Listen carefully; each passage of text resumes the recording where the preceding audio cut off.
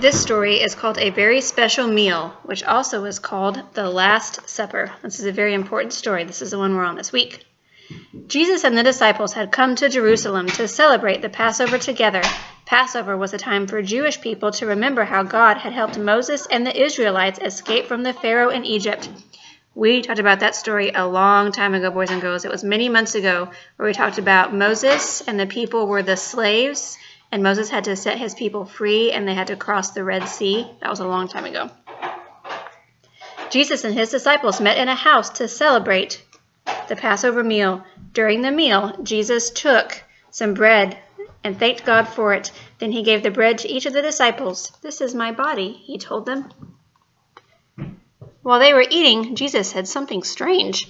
"One of you has made an evil plan against me and is going to help my enemies." The disciples were very shocked to hear this and wondered who among them would do such a terrible thing. Jesus then took a piece of bread, dipped it in some sauce, and handed it to Judas. He said, "Judas, go and do what you have to do."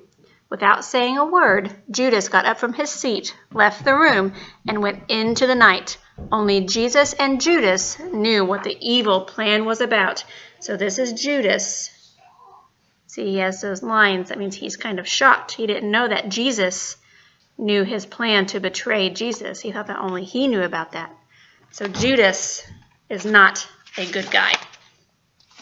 He's a bad disciple. Next, Jesus took a cup of the wine. He prayed and thanked God for it and told the disciples to drink some of it. "This is my blood. It is given for you for the forgiveness of sins." He told them, "I cannot be with you much longer. When I am no longer here, you shall eat bread and drink wine together like this meal we are having. When you do, remember me and everything I have taught you."